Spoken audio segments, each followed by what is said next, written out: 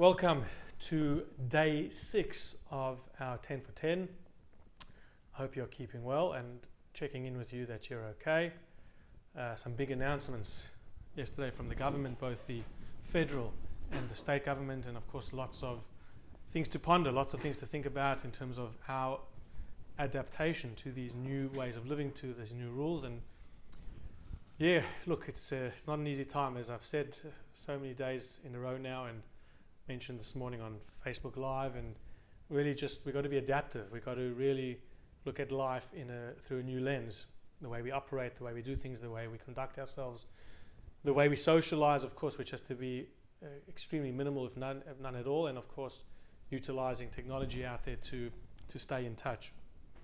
So we're on the second segment of our discussions about customs around the Shabbat table, something which, as I said, brings the family together, which is wonderful to celebrate with each other and really, really special. So there'll probably be, there will in fact be 3 segments. So tomorrow will be the final segment on the various things surrounding Shabbat in terms of the Shabbat meal, and then we'll start a new topic. So let's get right into it. We went through a few things yesterday, and as I mentioned, there are numerous customs, and I'm sure you have your own customs out there in terms of what you do at the Friday night dinner table. But I'm just going to go through some of them which are well known or probably less well known and have fascinating reasons behind them. So firstly, there is a custom that during Kiddush, when you make Kiddush, to look at the, and this is of course Kiddush on Friday night, it's customary according to the Ramah, the Ashkenazic authority, to gaze at the Shabbat candles. And that's why it's important to have your Shabbat candles very nearby where you eat the meal. In fact, one of the whole concepts of why we have the Shabbat candle is to be able to bring Shalom Bayit, peace in the home, so that you'll be able to see. And obviously talking about in a time before electricity, where the Shabbat candles added a whole new dimension of brightness to the home.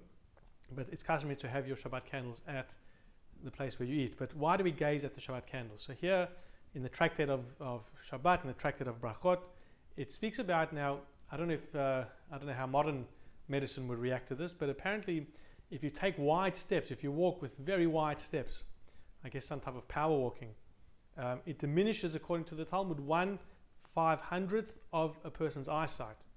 So you're losing that if you take too many big steps. And since, remember we mentioned by the marriage, if you take the numerical value of ner, which is candle, and of course we have the 2 candles at the Shabbat table, it's equals to 500. So by gazing at the light, if you have unfortunately taken those wide steps and it might impact your vision, we get a blessing from the Shabbat candles to give us that vision back by gazing at that very beautiful light of the Shabbat candles.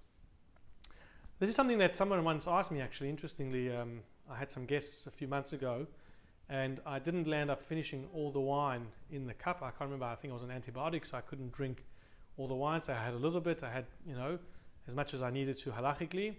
And then they saw me pouring from the bottle back into the cup and then back into the bottle. So of course I didn't touch the cup. I poured a little bit out into a plastic cup, so I kept it all hygienic. This was before coronavirus, so hygiene did exist before coronavirus came out, and let's pray that it exists after we get through this turmoil. And one of the guests said to me, "Why are you pouring it? Did you put some more wine into the cup and then pour it back?" And I explained to them, and this is the reason why you may see people do this, or you may yourself do this and may not know why you're doing it. Because once you made a bracha, once you made a blessing on that wine that is in the cup, it is at the time invalid to be used for another bracha, for another blessing. However, to make it suitable again and fit again, if you like, to be utilized, you pour some wine into that cup, and then it almost now sort of joins and creates it and makes it a new wine, and therefore you can put it back in the bottle, and it's now able to be utilized once again for Kiddush or for another mitzvah. Now, probably the most famous of all traditions, something which I think even the non-Jewish world probably possibly knows this word, and that's the word l'chaim. When you sit together with people, when you sit and you have a Shabbos dinner together, now this is not only obviously relevant to Shabbat, but anytime we have a simcha or something like that, we say l'chaim. And the question is, why do we say l'chaim when we have wine, or if we have a whiskey? We had a whiskey night here at the shul not too long ago. And people said l'chaim with one another. So why do we say this word, the bracha l'chaim? And there are a number of insights. The first one takes us back to Noach. We know Noach went through turmoil. If we think we are going through challenging times, can you imagine Noach? The entire world got destroyed around him. Only he and his family had to survive on this ark. So maybe put things into perspective. But when he came out of the ark, we are told that he grew a vineyard and he drank wine and he got drunk. He became intoxicated. And unfortunately, that intoxication led him to cursing his family, which eventually led him to cursing his grandson, Canaan. So one of the reasons why we say l'chaim when we drink wine is because we want to reverse, in a sense, and make sure that what we are doing, the way we're drinking, the way we're celebrating, is only going to yield bracha, blessing, and not curses. And how do we ensure that? Firstly, we got to limit how much we do drink, and secondly, we have to behave in a way that is befitting of a mensch.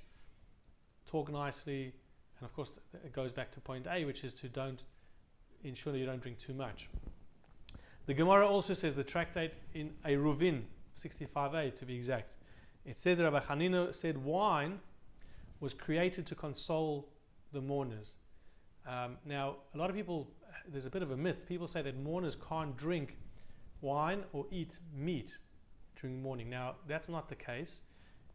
I think where the myth possibly came from is that during the anino, during the stage from being informed that your relative or your loved one has passed away till the funeral, you're in a state of being an onen, aninut. In that stage, we don't drink wine or eat meat, but when you become a mourner, you can.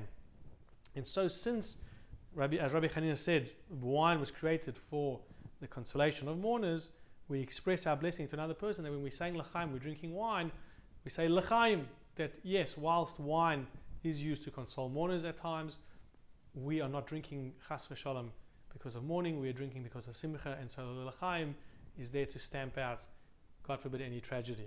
The Gemara also says in the Tractate of Sanhedrin that lo aleinu, somebody who's sentenced to death, obviously we're talking about a time when there was a Jewish court of law, Sanhedrin, and they had to put somebody to death and order somebody to death, they would actually give that person wine almost like a tranquilizer. And since, of course, giving that person that wine because his next thing was to be put to death, once again we drink wine and we say l'chaim because we want to bring life and not the opposite. Another famous reason is in the Bereshit Rabbah, in the Midrash, it speaks about Adam. Now, contrary to the Hollywood belief, or perhaps the Christian understanding that Adam ate an apple, you look at a lot of these photos and it's got Adam there and the tree is an apple tree. But in fact, according to many of the Midrashim, it was a vine, the tree of the vine, and Adam unfortunately drank or ate from this vine, and therefore it was something which, in the initial eating of that fruit from the vine, caused the world to end as they knew it back then. It ceased the Garden of Eden. So when we drink wine, which is obviously made from grapes, from the vine, we say l'chaim because we want to, as I said, not induce curse, but induce blessing. We want to bring out blessing, unlike what happened with Adam and Eve. Okay, we have a couple other minhagim that we're talking about. So, firstly, two reasons. I don't know if you've seen this, but many people, when they hold the bread to wash hamotzi or to make the hamotzi blessing, they put all 10 fingers on the challah. It'll be interesting to see what happens in light of this coronavirus, if people will maybe, I don't know, wear gloves or whatever might have to happen. But why the 10 fingers? And I said you may have seen this, some people doing that. So according to the Talmud in Jerusalem Talmud, it says when Rabbi Yitzchak, when he said a bracha over the bread, he put his 10 fingers on the bread, and he said, why have I done that? He said, I've put 10 fingers to recognize and to symbolize the 10 mitzvot, the 10 special commandments that we had that led us to be able to eat this bread. So for example, and I'll just read some from the list, you shouldn't plow with an ox and a mule together, so they didn't do that. You shouldn't seed your field kilayim, which is that mixture of different seeds. You shouldn't muzzle your ox. The gleaning should be left of all the different tithings and so on and so forth, till when you have to take challah, you have to give a tithing of the challah. You have to tithe the produce and so on. So 10 mitzvot were involved in making the bread, and so we put 10 fingers. And then he brings another reason in the Sefer that corresponds to 10 words that are in Hamotzi blessing. If you look at the blessing, Hamotzi Lechem Min Haaretz, plus the opening lines, it's 10 words. And there's a number of other verses which also have 10 words, which all reference bread. For example, it says, Matzmiach Chatzir La Behema, V'Eisev La'avodat Ha'adam Lohotzi Lechem Min Haaretz. He causes grass to sprout for animals. And this is in Tehillim, and grass for the service of man in order to bring forth bread from the earth, and so on. So a number of other verses. Just finally, marking the bread. Again, something which a lot of people ask me when they come for dinner. They notice that I make a little scratch on the bread. Why do we do that before making the blessing? So one of the reasons is that we want to try and cut the bread in the most thoroughly baked part. But if we started to search for it after we made the blessing, and so we made the blessing and we're thinking, where should I cut, where should I cut? It makes almost a hefsek, a separation or an interruption between eating the bread, which is the next way to fulfill the blessing. You've already made the bracha. And so therefore we make a little scratch to indicate, okay, once I made the blessing, I don't have to think. I can immediately cut the bread and make less interruption. We shall stop over here and continue tomorrow with our final segment on the Shabbat meal with some other customs surrounding the Shabbat meal and its practices. Have a wonderful day. Please God, stay strong, keep well, stay safe, and see you tomorrow.